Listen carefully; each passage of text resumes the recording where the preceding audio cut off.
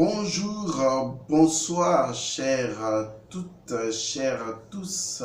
Heureux de vous retrouver dans cette nouvelle vidéo sur votre chaîne. C'est avec un plaisir renouvelé à chaque fois que je dois faire une vidéo pour pouvoir partager des parcelles de connaissances avec vous qui nous suivez avec si tant d'attention. Aujourd'hui, dans cette nouvelle vidéo, nous allons aborder un autre sujet. Sachez que lorsque nous faisons souvent des métaphysiques sur des sujets donnés, c'est pour attirer votre attention sur le fait que tout ce qui nous entoure doit être approché avec une conscience métaphysique, avec un esprit métaphysique. Autrement, on passe à côté de l'essentiel. On ne comprend pas la symbolique qui se cache derrière les formes prescrites par la nature. On a tout fait de juger les choses et de porter des jugements d'appréciation sur des choses et de se rendre compte des générations après que nous avons eu totalement tort. Je pense que nous devons comprendre que la nature a toujours une raison à elle, je dis bien une raison à elle de faire certaines choses, de produire certaines choses, de provoquer certaines choses. Et il ne faut pas chercher à comprendre ce que la nature fait dans le rapport avec nous. Il faut comprendre ce que la nature fait dans le rapport que la nature a avec elle-même. Parce que s'il s'agit de nous, eh bien, nous verrons à tout moment que la nature, justement, est contre nous. Et c'est ce qui fait que nous développons encore et encore d'agressivité envers la nature. Alors que la nature est notre matrice, c'est notre mère, on ne peut pas s'en passer. Et si nous la détruisons, eh bien, in fine, elle va totalement nous détruire.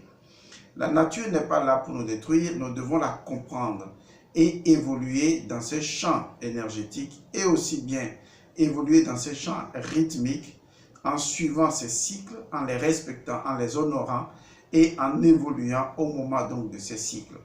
Ce que nos ancêtres en Égypte antique avaient déjà su faire parce que à travers des milliers d'années, ils ont appris de leurs propres erreurs, ils ont appris à respecter la nature et finalement, ils ont compris que la nature devait être déifiée parce que l'autre côté de la nature, qui est la nature invisible, avec ses lois, est un ensemble d'esprits, de forces, de divinité à l'œuvre au sein même de l'utérus de la nature. Enfin, tant est que vous commencez à comprendre qu'il y a une intelligence plus grande que vous qui est à l'œuvre dans le cosmos universel et soit vous la comprenez et vous l'amplifiez et vous êtes heureux, soit vous allez contre et vous allez souffrir. Voilà un peu de façon résumée de quoi il s'agit. Alors, en évitant de juger les choses, en évitant de déprécier les choses, en évitant de dire des choses sur les choses sans comprendre le pourquoi des choses, eh bien, je vais aborder avec vous une thématique assez curieuse. Il s'agit donc de la métaphysique du nain et du nanisme. La métaphysique du nain et du nanisme. Enfin, je considère le fait d'être nain, c'est-à-dire le fait qu'un individu soit un nain en réalité, voilà, c'est ce qu'on constate aujourd'hui. Il y a des gens qui sont des nains, c'est-à-dire des personnes qui, selon la science, souffrent ou souffriraient, n'est-ce pas, d'un défaut de croissance. Alors, pour nous, en fait, on ne va pas l'aborder de la même façon. On va se baser sur la connaissance ancienne, antique, pour comprendre quelle était la vision qui a amené généralement les pères de la civilisation actuelle, c'est-à-dire les Égyptiens, à considérer les nains comme étant des divinités et même à ériger, par exemple, sous une forme naine, la divinité Bès et souvent même la divinité Ptah sous la forme d'une personne naine. Et c'est à ce niveau qu'il faut comprendre que déjà en termes de représentation, aussi bien hiéroglyphique que image, on constate que les Égyptiens avaient fait fort parce qu'ils n'ont pas perçu ce que la science voit aujourd'hui comme un défaut de croissance ou comme une maladie ils n'ont pas perçu la vie ou la taille naine comme étant une chose pareille. Ils sont allés au-delà de cette appréhension-là. Ils avaient compris, en sachant que la nature sait ce qu'elle fait, puisque la nature est intelligente, eh bien, ils ont compris qu'il devait y avoir une raison d'être pour qu'une personne soit de petite taille. Et donc, je vous le dis ici et maintenant, ce n'est pas un défaut de croissance. C'est vrai, cela peut être biologiquement interprété de cette manière-là, mais au niveau métaphysique, ce n'est pas un défaut de croissance, c'est toujours la nature à l'œuvre dans un enseignement. Et la forme naine ou les nains doivent nous inspirer à rechercher ce que j'appelle la symbolique. Parce que après tout, réfléchissons bien, après tout, chaque forme n'est qu'un symbole en réalité. Oui, chaque forme est un symbole. Même ma forme est un symbole. Votre forme est un symbole. Toute forme est symbole. Toute forme a une compréhension symbolique. Nous sommes d'abord des symboles. Nous ne sommes pas la vérité. Nous ne sommes que des représentations. Et en tant que représentation, nous sommes des projections. Et en tant que projection, nous sommes des symboles. Tout simplement. Tout dans l'univers matériel doit être approché comme étant un symbole. Parce que tout ce qui se manifeste sous l'impulsion d'une fréquence. Or, une fréquence n'est que le rythme d'une vibration. Or, une vibration, c'est la résonance propre. Vous voyez, la résonance. C'est-à-dire la vibration, c'est la résonance propre d'une chose. C'est-à-dire que pour qu'une chose existe, elle doit avoir sa vibration propre. Et sa vibration propre, qui peut être considérée comme étant son nom propre, son intrinsèque propre, qui fait que la chose est la chose, et bien cette vibration-là, et bien va résonner. Et en résonnant, va produire une certaine fréquence dans un rythme donné, et c'est ce qui va justement nous permettre de dire que la forme d'une chose n'est que sa résonance matérialisée. Et donc, une chose n'a pas une forme aléatoire. Il suffit d'aller prendre les coquillages au fond de la mer et de constater que les coquillages sont uniques et que chaque forme n'est que la projection d'une résonance, la projection d'une fréquence. Et donc, les formes ne doivent pas être insultées. Les formes ne doivent pas faire l'objet de moqueries. Qu'elles soient grosses, qu'elles soient squelettiques, qu'elles soient déformées, selon votre appréciation de ce que les gens vous ont enseigné, on ne doit pas se moquer d'une forme, quelle qu'elle soit, parce que chaque forme n'est que le résultif d'une résonance, le résultif d'une vibration. Et cette vibration est en relation avec l'intrinsèque de l'individu. Donc, la forme d'une personne est intrinsèquement liée à la vibration de cette personne, mais dans une gamme de fréquences. Dans une gamme de fréquences bien donnée. Mais c'est toujours, quelle que soit la gamme de fréquences et le rythme de fréquence, eh bien, c'est toujours en relation avec la résonance de l'individu, avec sa loi intrinsèque. Donc, insulter la forme de quelqu'un d'une certaine manière, c'est insulter plus que sa forme. C'est porter atteinte à la loi de la résonance, à la loi de résonance de l'individu, c'est-à-dire que ce qui fait que l'individu est en soi sa propre vibration. Donc la loi de résonance dit que chaque chose possède sa vibration intrinsèque. Alors laissons de côté cela et revenons donc, puisque vous avez déjà compris la leçon ou l'histoire que je voudrais que vous saisissiez, c'est la partie morale de la chose. Parce que lorsqu'on est métaphysicien, qu'on approche les choses avec un esprit transcendant, un esprit circulaire, un esprit métaphysique, eh bien, on ne se moque pas des formes, parce que les formes ne sont pas des productions aléatoires, mais proviennent d'une symétrie parfaite, une symétrie qui n'est que le résultif, justement, à partir d'un point symétrique, le résultif ou la projection d'une résonance bien définie, qui se trouve à l'intérieur de l'individu ou qui se trouve être la conscience propre de l'individu. En métaphysique, on dira qu'on ne peut pas avoir un fait si la loi ne fait pas résonner, ne provoque pas, disons, la séquence de la résonance dans le monde factuel. Donc la loi est ce qui oblige le principe, c'est-à-dire la vibration propre de la chose. La loi est ce qui oblige, puisque la loi procède par combinatoire.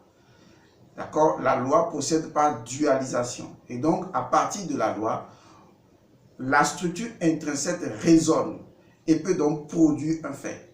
Donc, le corps que nous avons, c'est ce que, à un niveau profond, notre propre vibration a produit. D'accord? Il en est de même de tout ce qui nous entoure. Il en est de même d'un animal, d'un objet, ou il en est de même des formes les plus extraordinaires, souvent avec l'histoire de Commandant Cousteau.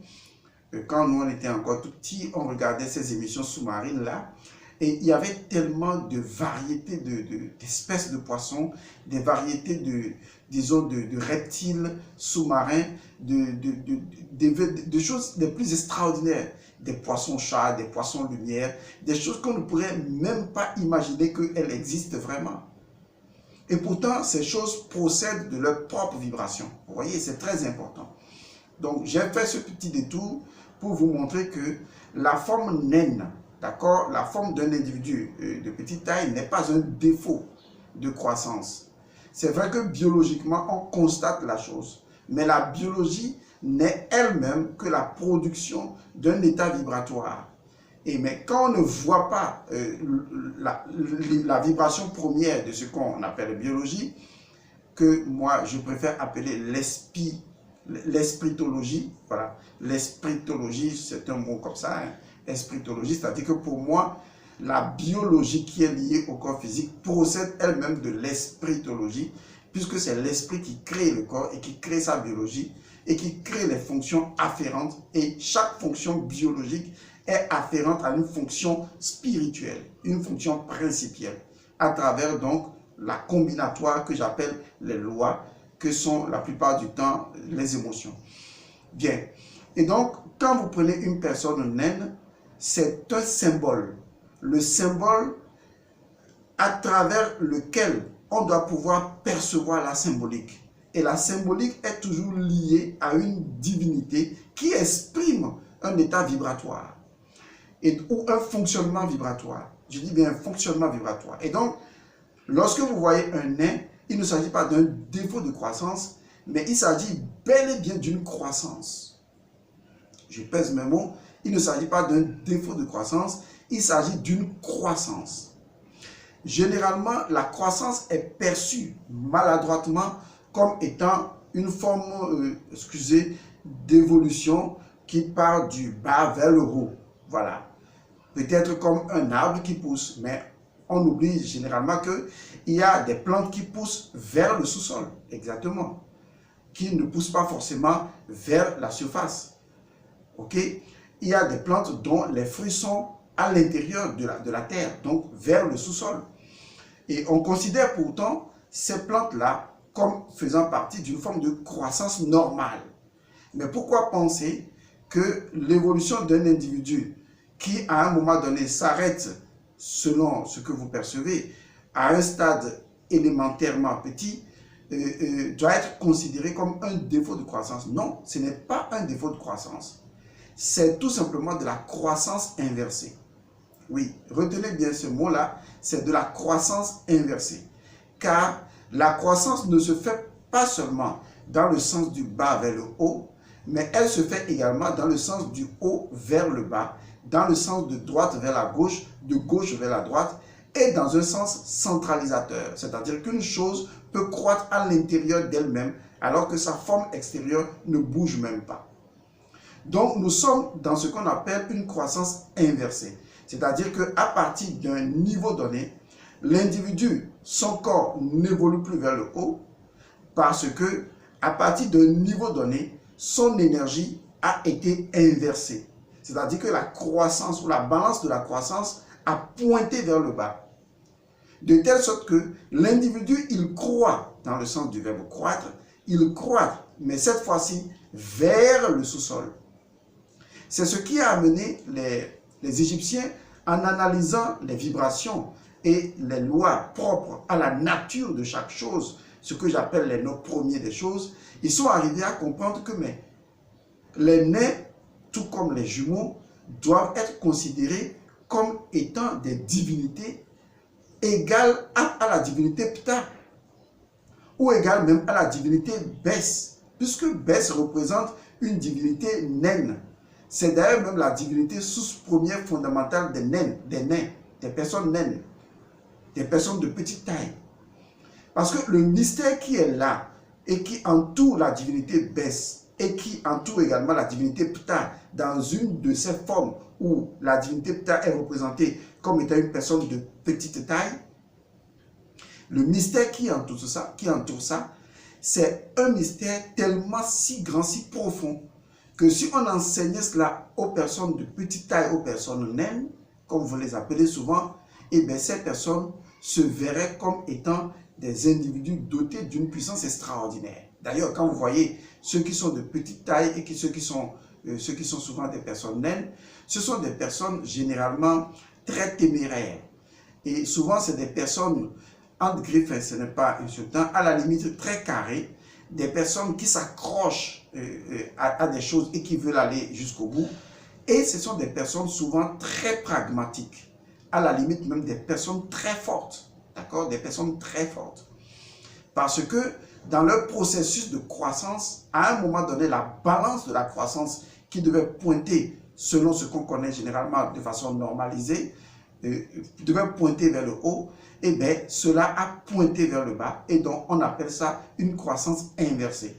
Nous avons deux soleils. Il y a le soleil souterrain, qui est considéré comme étant la divinité Ptah dans sa dimension de force souterraine, d'accord, qui est également lié au sexe, c'est-à-dire aux glandes sexuelles, si je vais l'appeler ainsi, le feu de Muladhara Chakra, ou le feu du dragon, du dragonien.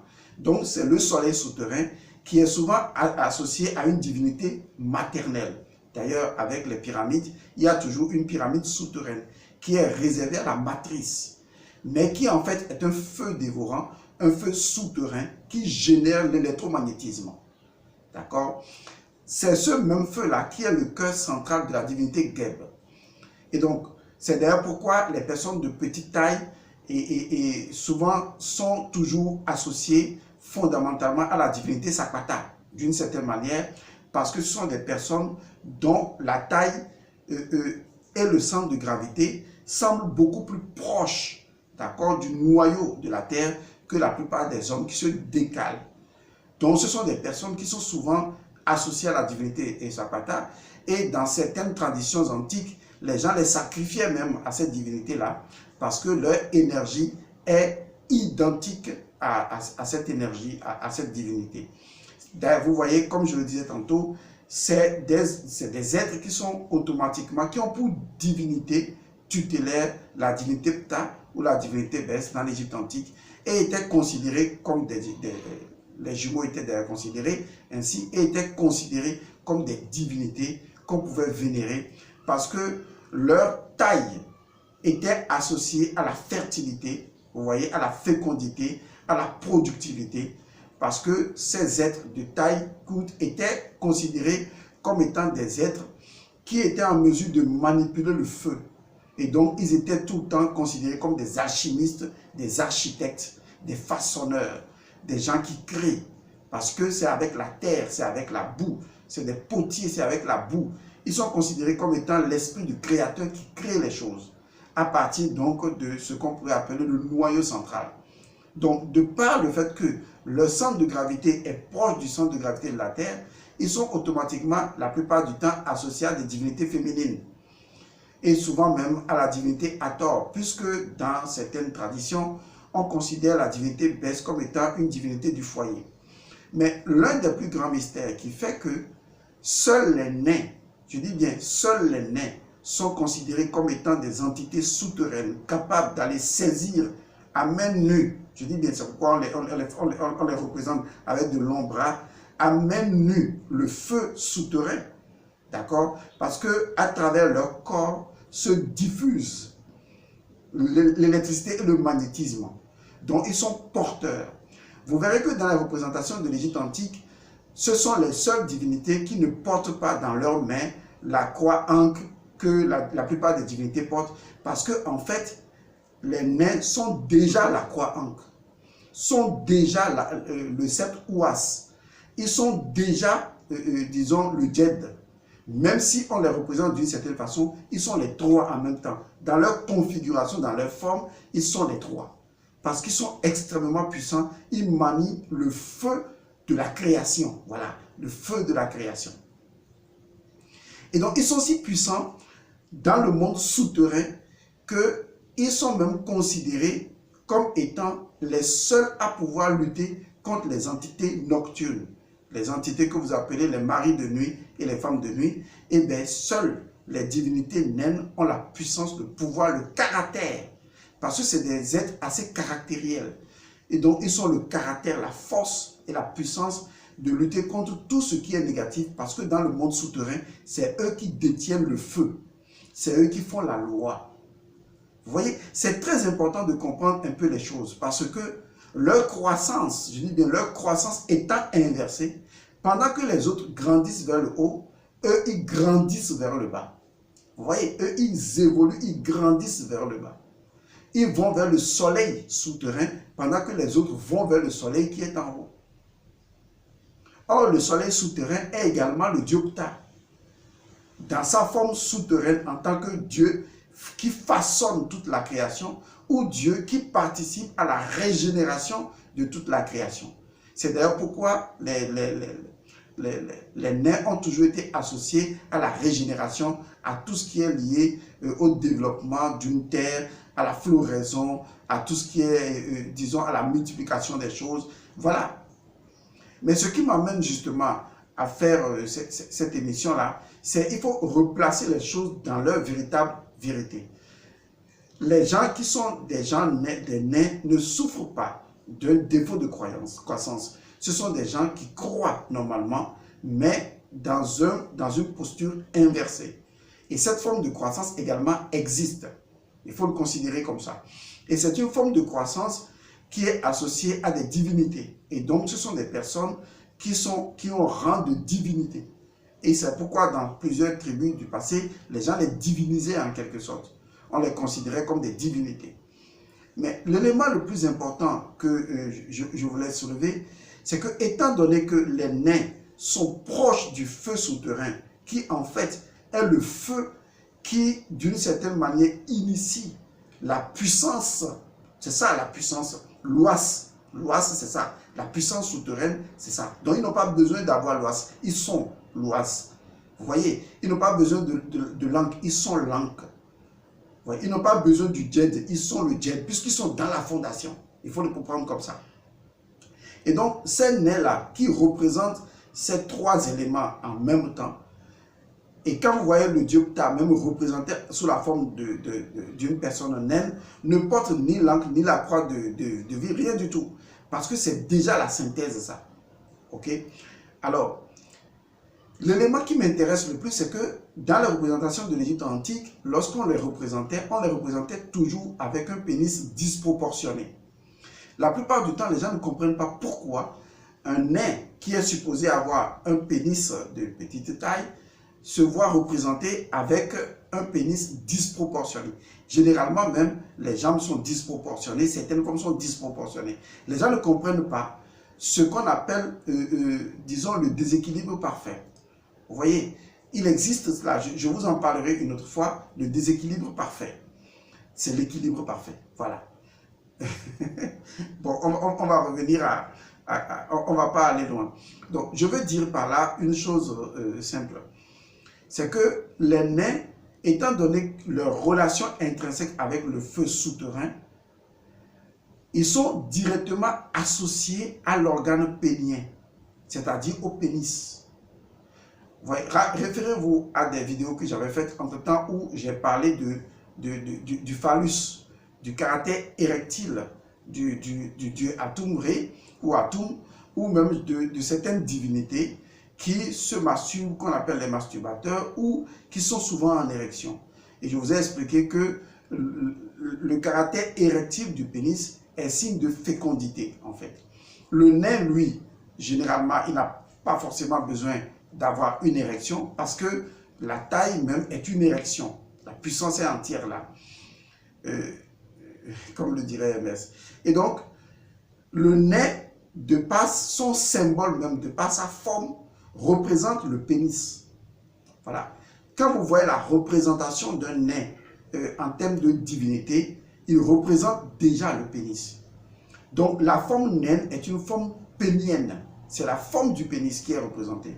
Dans toute sa puissance, dans son allégorie, en termes de représentation de l'encre, de l'ouas et du djed. C'est ça l'organe sexuel pénien, c'est ça.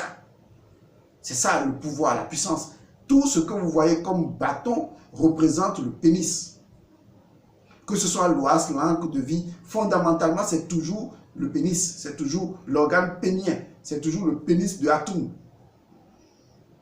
Et donc le nez représente en fait le pénis. Et vous allez voir qu'il y a quelque chose qui n'a pas été saisi généralement par certaines loges, c'est le phénomène de la circoncision. Vous savez que l'Égypte avait, en tant que première civilisation, instauré la circoncision, surtout pour les prêtres, pour ceux qui devaient devenir des prêtres. Ce n'était pas imposé à toute la population, c'était simplement imposé à ceux qui devaient être également prêtres. C'est vrai que la circoncision était généralisée, mais c'était beaucoup plus vu comme quelque chose d'initiatique. Surtout en ce qui concernait ceux qui devenaient des sacrificateurs, des prêtres, ceux qui devaient officier, ils étaient inévitablement, la plupart du temps, tous circoncis. Mais les gens ne vous expliquent pas pourquoi. C'est parce que la circoncision est une pratique associée à la divinité naine, qui est Bès, et même généralement associée à Hathor. Parce que la divinité Bès naine est une divinité associée au phallus et à la puissance de cette trilogie dont j'ai déjà parlé. Ce qui est encore plus impactant, c'est que lorsque on pratique la circoncision, il y a une partie de la peau qui est enlevée. D'accord? D'abord, il y a le rituel du sang pénien qui est différent de la circoncision. Ok? C'est deux choses différentes, mais ce n'est pas l'objet c'est pas le sujet aujourd'hui. Et donc, la circoncision elle-même, où on coupe la partie, la membrane débordante, voilà, la membrane qui déborde, et bien, qui est pressée, qui est coupée, et bien, cette membrane-là qui est coupée est donnée en offrande à la divinité Bès. Et cette divinité Bès est censée porter cette membrane-là sous la forme d'une calotte. Vous voyez, vous savez ce que c'est que la calotte? La calotte, souvent, je ne parle pas de la calotte glaciaire, je parle de cette calotte ou de ce couvre-chef là. Un petit chapeau, un chapeau-l'air, excusez-moi le mot, un tout petit chapeau rond là. Même le pape, oui, voilà, il le porte. Le pape porte ça, un petit chapeau rond là, sur la tête là. Oui, on appelle ça, je crois, une calotte. D'accord? On appelle ça une calotte. C'était en fait ce qui, enfin, la circoncision s'opérait à un âge très réduit, mais lorsque l'individu devait être prêtre ou sacrificateur, il portait cette calotte-là, qui signifiait d'abord qu'il était circoncis. Parce que lorsqu'on coupait la peau, le prépuce, voilà, qu'on coupait le prépuce, la membrane est offerte en sacrifice au dieu Bès, qui, selon la tradition, devait porter cela sur sa tête comme une calotte. Est-ce que vous voyez? Parce que c'était le signe de la puissance, c'était le signe du pouvoir, de la domination du feu sacré. Et donc, si vous voyez des prêtres de quelle confrérie que ce soit, je ne sais pas comment on les distingue, mais qui portent cette calotte-là, c'est-à-dire cette petite coiffe-là, ce couvre-chef sur la tête, petit rond comme ça, même je crois qu'il y a des imams qui portent ça ou d'autres qui portent, c'est tout simplement le symbole du prépuce là qu'on a coupé, c'est ça qu'on porte sur la tête. Parce que c'est un symbole initiatique. Premièrement, ça signifie que c'est une personne circoncise. Cette personne, on lui a fait la circoncision. Mais au niveau initiatique, cela a une autre signification. Parce que seuls pouvaient porter ce truc les personnes qui avaient la maîtrise de leur divinité naine pouvaient porter cela. Or, la divinité naine, c'est non pas seulement une divinité, mais c'est la science de la transmutation sexuelle. Puisque la divinité Bès est le dieu de la métallurgie. Or, la métallurgie est liée intrinsèquement à l'alchimie, à la transmutation des métaux, à la transformation des métaux, où on peut changer le plomb en or. Voilà. Il faut aller dans le sens profond des choses. Et donc, c'est ce petit chapeau-lait, je vais voir si ça existe le mot, mais on se comprend, eh bien, c'est un signe qui indique le type d'individu à qui on a affaire. On a affaire à un architecte, on a affaire à un alchimiste, on a affaire à un métallurgiste, on a affaire à quelqu'un qui fait dans la transmutation de l'énergie souterraine, quelqu'un qui a la connaissance de la science de la divinité Bès, la personne associée au dieu Ptah qui maîtrise le feu souterrain. C'est pour ça qu'on porte ça sur la tête. Vous allez voir des abbés qui portent ça, un petit truc comme ça sur la tête. Les gens portent les choses sans savoir ce que ça veut dire. Mais ce que vous portez là, ce que le pape porte là, le couvre-chef là, je vais vous dire ce que c'est, je vous l'ai déjà dit, c'est le prépuce. C'est le prépuce qu'on porte. Parce que ce prépuce est offert à la divinité Bès pour que la divinité Bès porte cela sous la forme d'une calotte. Parce que si vous mettez le pénis debout avec les testicules en bas, vous retrouverez le prépuce là sur la tête comme un petit chapeau que le pénis porte. C'est initiatique, c'est symbolique, c'est la représentation, c'est une référence. Et s'il nous faut entrer dans la symbolique de cette calotte, eh bien, on va aller loin. Parce que cela va nous amener vers la matrice, cela va nous conduire de la matrice céleste à la matrice terrestre, et ça va être beaucoup de choses à digérer. Je vous remercie. L'intérêt de cette vidéo, c'était juste pour vous amener à comprendre que derrière toute forme se trouve une symbolique et qu'il ne faut pas injurier les choses alors qu'on n'a pas la connaissance des choses. Il ne faut pas attribuer à des formes des insultes parce que les formes procèdent d'une vibration qui leur est propre. La loi de la résonance, leur propre résonance, et cela a une raison d'être dans le tout et il est nécessaire de comprendre cela. Une fois que c'est compris, on comprend le mécanisme de la loi naturelle qui opère à l'arrière-plan. Et vous venez de comprendre le symbolisme de la croissance inversée. Je vous remercie, on en parlera plus loin. Paix à vous.